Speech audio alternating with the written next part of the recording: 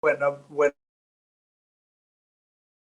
Okay, that's not a problem. I can just hit the record button. I appreciate you spending a few minutes with me today.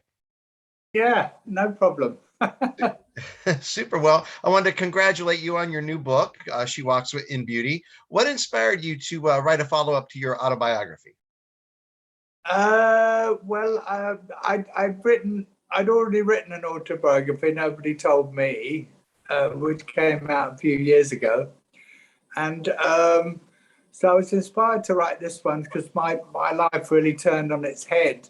Because my wife died last year from cancer, and I was, propelled to write the book because I wanted to find out what had happened to her. I thought, well, she can't just disappear. She's got to be somewhere, and so I really was determined to find out, and I watched YouTube programs about near-death experiences, and I consulted various mediums, and I ended up doing a mediumship course actually with a medium called Suzanne Giesman, who's an American woman who was formerly an officer in the US Navy. And she lost her stepdaughter in Iraq, who was hit by lightning. And then she decided to become a medium, and she studied in England. And then she started to run courses, and I signed up for a course. And she gave you various ways of contacting your loved ones, going through various procedures. And I found I did quite well. I did manage to contact my wife, and in fact, my wife came through actually to another medium and suggested I wrote a blog about it all. So I thought, well, I'll write a book, and I'll contact Dave Thompson, who wrote the other book with me, thinking he probably won't be interested. And he was, so we did it, and it came about very easily, and so I was very pleased. And I put some of the things in the book, some of the evidence that I had, because Suzanne, the teacher, always said, "Oh, you need to have evidence." She called herself an evidential medium. Say, well, you can't just say, well, I'm talking to so and so across the veil. Please tell me something I don't know about somebody or other, or tell me something that will happen, or something I'm going to see. And all these things seem to work. So it's all very subtle and very interesting, but it's quite convincing. Excellent. So this book is about how you still continue to communicate with Lizzie, and examples of that. Yes, exactly. Yeah, All right. and some of the stories that she told me that have appeared, and but very interesting. Like, for instance, I was talking to her one day, and she said, "Oh, there's a message for you coming on the football match."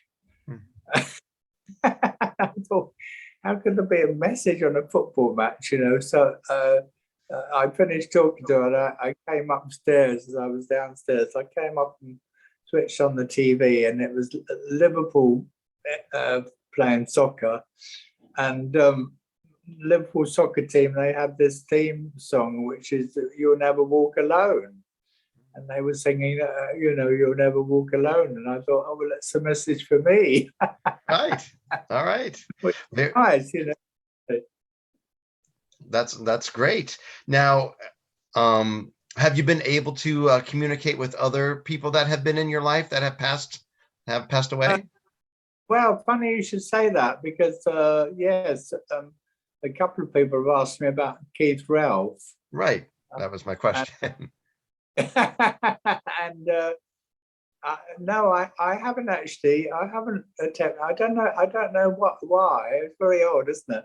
But Hmm. I have attempted to do that. But I did have him on a session with the medium once.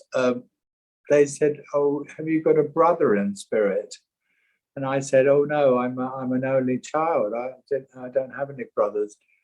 And they said, "Well, we have somebody here with long blonde hair." Um, and I thought, "Oh, well, it has to be Keith." And they said, "Oh, he's actually with your wife at the moment. Hmm. He has it around your wife," which was nice. You know, it was lovely. Wow. Huh. Now, what made you decide to seek out training on how to communicate with Lizzie? What did you just have a I, feeling, or did you? I don't know. I did when she was still alive, and she knew she was going to die. You know, she Mm, had the cancer, and she said, "Oh, how are we going to communicate? You know, how will we talk to each other when you know, after I passed?" And there was no answer to it. You know, I don't know. I said, "Well, I don't know." I didn't really know, but it sort of worked out, and I probably from that conversation I thought, well, I'm determined to find out how to do it, and there are ways, and it actually it's not complicated. Um, and Suzanne, the medium, says, well, it's not something you're born with. Everybody can become a medium if they want. You've only got to do you know, some sort of training and have the belief, mm, believe it's possible, and have a positive outlook about it.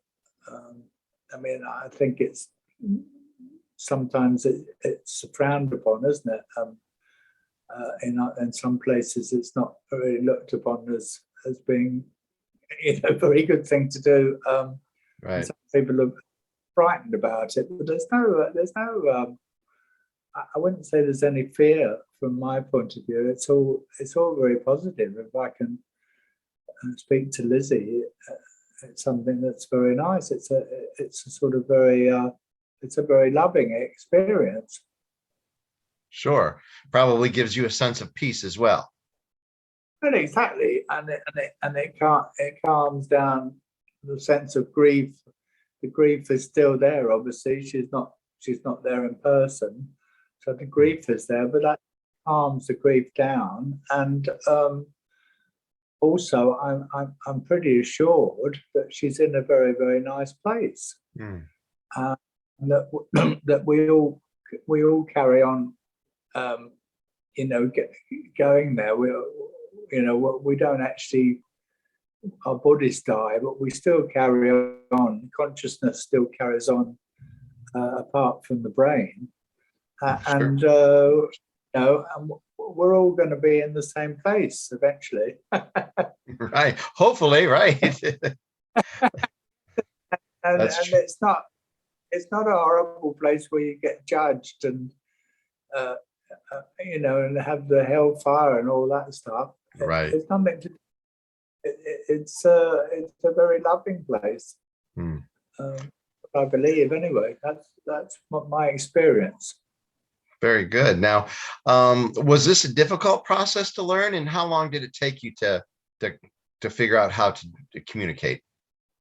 Uh, well, we were very close, so I've had a bit of an advantage. You know, lots of people say to me, "Oh, that they've lost their relatives," and it took them 3 years or something. But we were very close in that respect. Um, Lizzie and I did a sort of a channeling thing where we channeled our higher selves or whatever. This is what we'd learned while we were together in life. So we sort of were a bit halfway there anyway. But no, it didn't take long. It took me probably 6 months or so before I started to make communication. Okay. Um, and then you know, it's her idea to do the book. So very happy about it. Sure, absolutely. Now, I read that you've traveled to many different places, distance places like China and India and things like that. Were you able to make connections in those places as well? Oh, yeah. Well, there was always a feeling. Great. Some of those places were holy sites. We went. There was always a very deep feeling. Somewhere like Bodh Gaya, where Buddha was enlightened. That's an incredible. I mean, it's very, very touristy. Obviously, there's many acolytes and students of Buddha there, Right. doing their stuff. But underneath it all, there's a wonderful presence, a wonderful feeling. And we went to some beautiful, quiet places, monasteries and places in Sikkim we went to, and Ladakh, and yeah, it's incredible, fantastic, beautiful energy. Very good. Well, what a fascinating story. I look forward to reading your book. I haven't read it yet, but I will definitely pick up a copy. I did want to take a look back on your music career as well, and wanted to know, when did you know that you wanted to become a musician? Were any family members musicians or anything like that? Well, no, not really. I used to play like the snare drum in the boys' brigade. Oh, I think you have that in America. It's like a military organization where you sort of march in a band. okay. And I used to quite like the snare drum and all that stuff. Mhm. And then I used to listen to American rock and roll, things like Everly Brothers and Buddy Holly, Gene Vincent and all that stuff. Sure. And I sort of learned to play it. And then we had a band at school. Paul Samuel Smith, that was in the group, the bass player in the Yardbirds, he was at school with me, and we were in a group at school. And Paul and I used to sing the Everly Brothers and all that rock songs, and we just did it for fun. We never knew it was going to make a living. Right. That we would be professionals, really. I suppose later on, when we formed the Yardbirds, we were doing more blues things that we'd heard.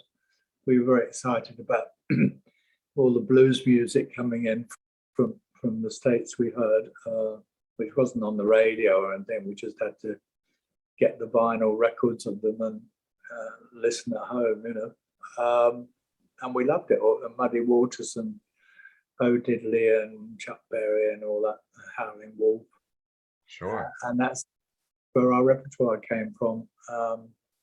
And then we just really took off. I was working in the stockbrokers in London, and I couldn't carry on with the job anymore, so I had to leave. And so eventually, we just took off. It was quite quick. It was fast. Didn't take time. It didn't take long at all. So it seems that a lot of the British invasion artists again got their introduction, like you said, to American music from the radio, the Chuck Berrys and the Elvises and Everly Brothers, like you say.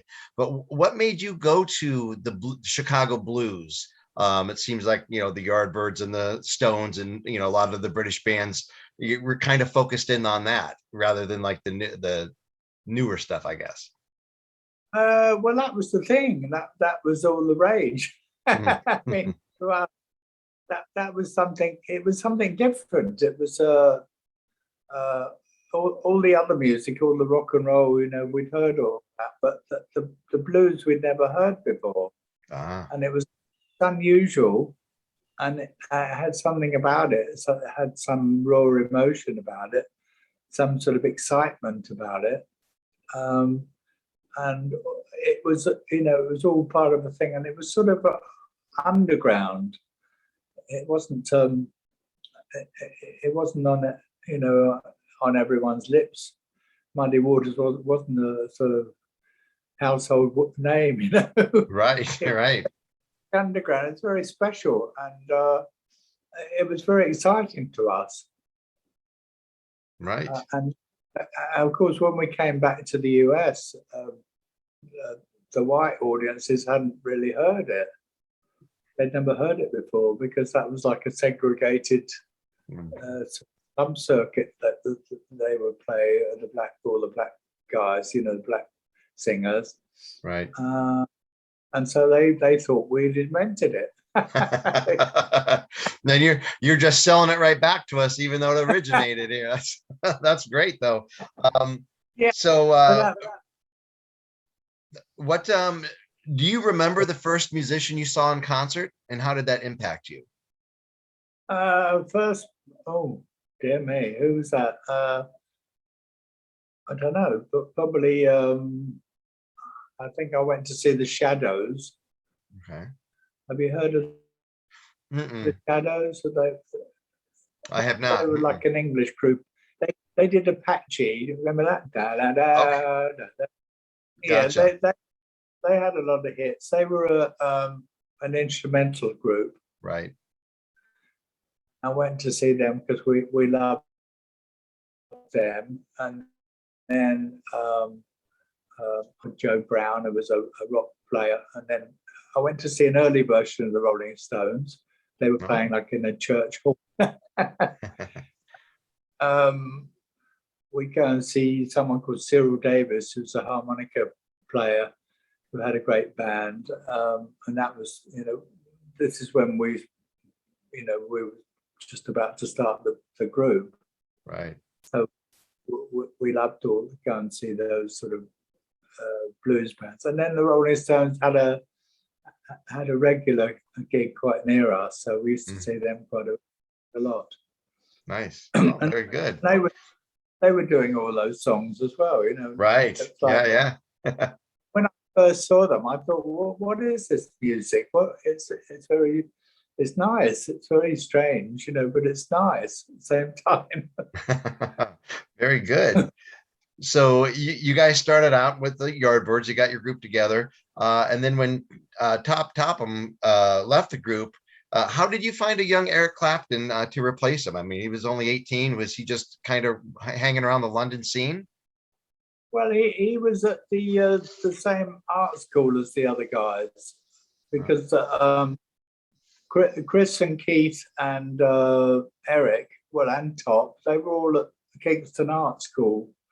They were all studying art, and Paul Sammersmith and I were at like a high school. So there was a stream of people that went to high school, and we had to pass an exam called the 11 plus to get to high school, but the art school students didn't have to pass any exam. I think they just had to prove they were interested in art, but they were just, you know, hanging out really. Right. That most of the musicians, like the Stones, went to art school, and the Pretty Things, you know, a lot of those bands all went to art school. It was like a thing. Right. Okay. Very good. So it's amazing how much musical talent was around London at the time. When you released For Your Love, you know, it hit the charts. And Clapton didn't like the pop sound you guys were going to, I guess, at least for that song. And then, you know, he decided to leave and was replaced by another great guitarist, Jeff Beck. How did you find him? Well, he was recommended to us by Jimmy Page. Okay.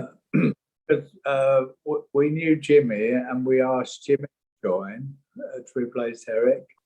And Jimmy was playing on all the records in London, playing recording sessions.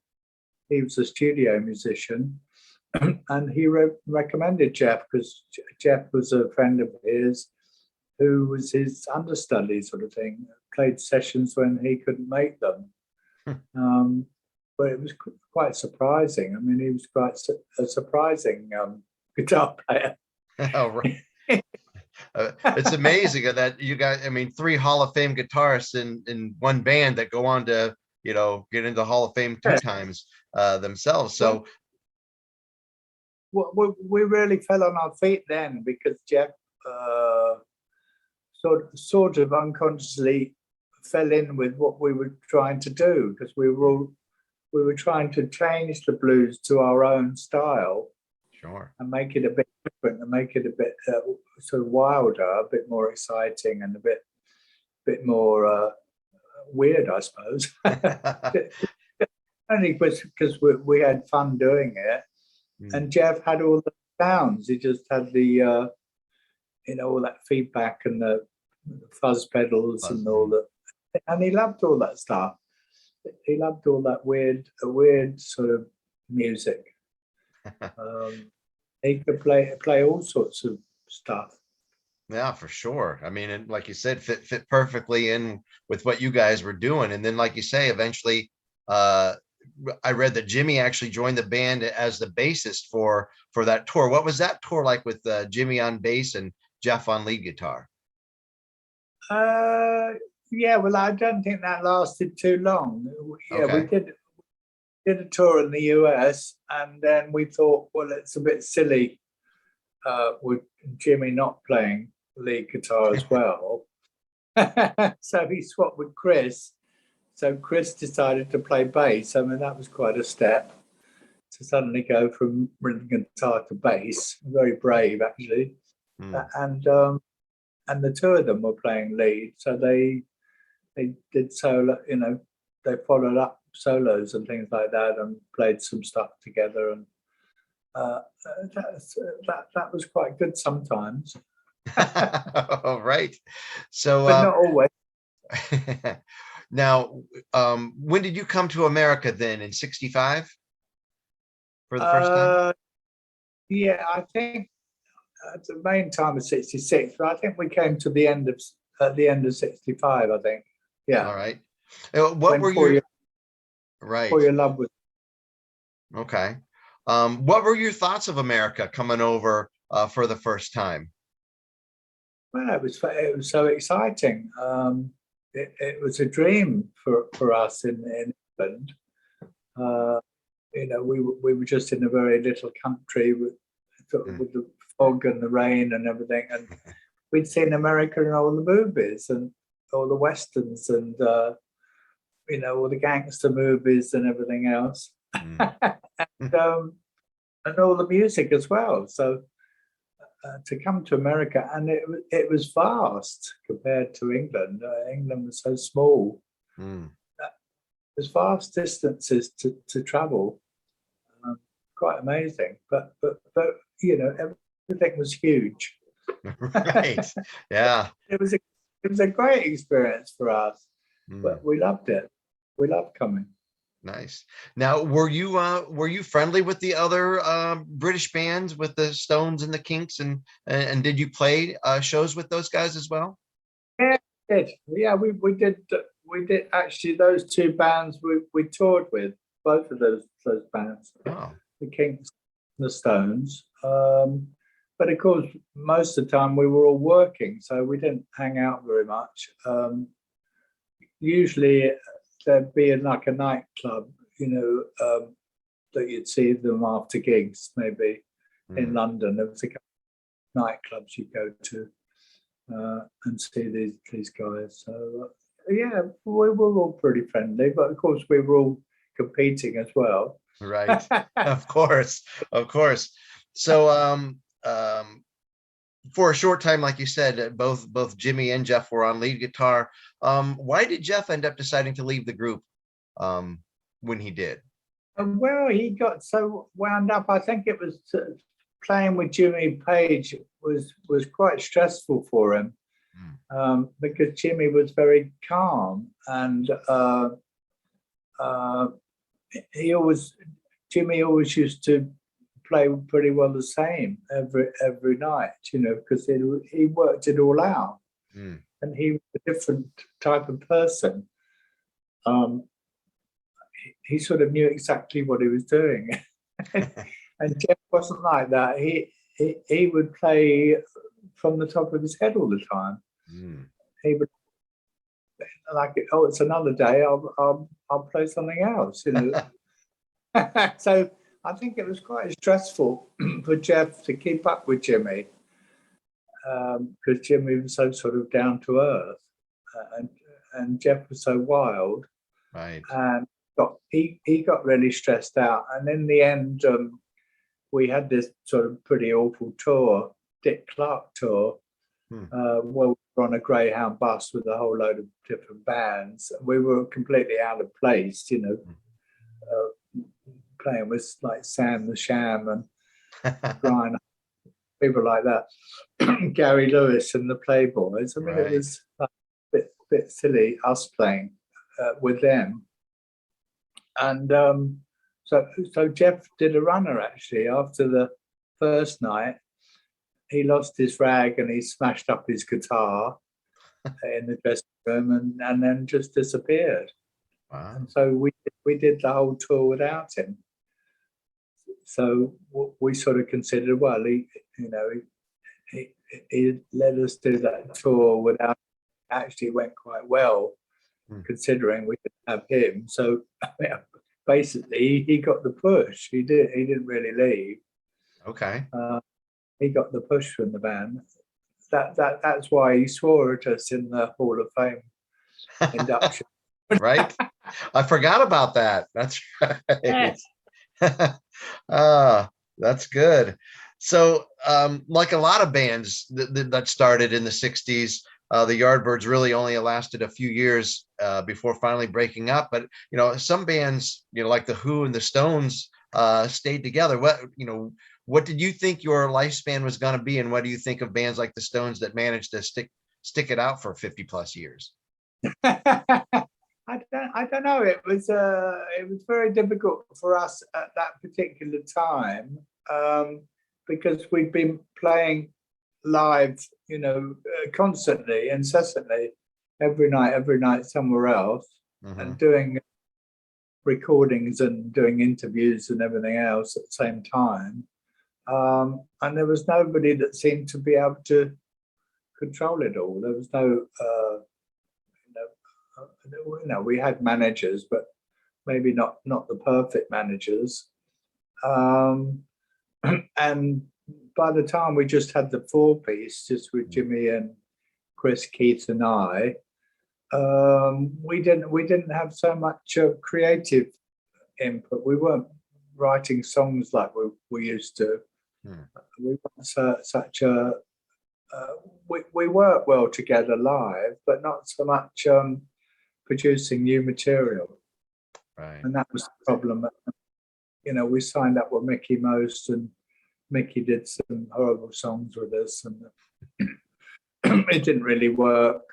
And the things we did didn't turn out so well, really. Right. Okay. So we thought, well, we're not going anywhere, and we're just getting more and more tired. So it seems like we might as well pack it up. Okay. Hey, all good things come to an end sometimes, right? But you had a few other bands in the 70s, and then in the early 90s you decided to get the Yardbirds back together to do your thing, and you have been actually touring here the last few years. Do you have any plans to tour with the Yardbirds coming up here next year in 2020?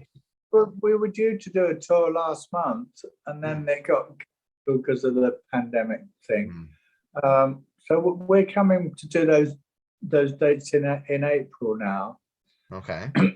The next date actually is the Flower Power Cruise, which goes out of Miami. It's just like a week or so. We're only on for a few days, and the Jefferson Starship and Zombies are on. Other people similar, and we've done a couple of those before, and they're always good fun. Sure. We're only on a couple of days, and we play a couple of shows. Yeah, it's good. So that's the end of March. Okay. And then you have a couple dates in April. Do you have anything else planned? Well, I imagine we won't just do a couple. You know, I imagine there'll be probably maybe 10 dates or something. Oh, good. Nothing too much, but probably about 10. Okay. I imagine, but we'll see. You know, right. and hopefully hopefully we'll be playing to a live crowd, you know. Right. Well, we would, we would love to see you here in Cleveland. You mentioned the Hall of Fame. Is there anybody that you would like to see? I know you have a vote, when the ballots come out, since you're a Hall of Famer yourself. Is there anybody that you would like to see get in the next few years? Well, I'd have to see what the list is. Suggest a few people. I'd have to see because I don't know who's in and who's not in. Right, of course. I like a band like a Grand Funk Railroad, the Jay Giles band. I know there's a lot of bands from the 70s that haven't haven't even been on the list yet. Yes, yeah, I mean, loads of these bands should get in, really. Right. How can you stop? You can't really stop great bands getting in, can you? Right. It's a shame some people never made it in. I know. It's a funny process of how they kind of pick and choose even who's on the list. Have you ever been to the museum itself here in Cleveland? Yes, we have. Yeah, we have. In fact, we did a gig there once. It was probably a few years ago, probably at least 10 years ago. Okay. We did a gig and we did a Q&A there. Excellent. The audience, and Chris Trey and I answered questions. That was very good. good. Very nice. Yeah, excellent. Well, we would love to have you back. Okay. I don't know why I missed that one. I don't know. I must have been out of town. I'd love to see you guys. Yeah. Well, fun. yeah. Excellent. Well, when you guys come out here, if you do extend out, we would love to see you here in Cleveland. And again, I thank you so much for your time today, and I wish you the best on your book. What a fascinating story you have, and I'll tell all of our readers about it. Okay. Thank you very much. All right, great. All right. Cheers, mate. Okay. See you. Have a lovely day. All right, you too. Thank you so much, Jim. All right, bye-bye. Greg.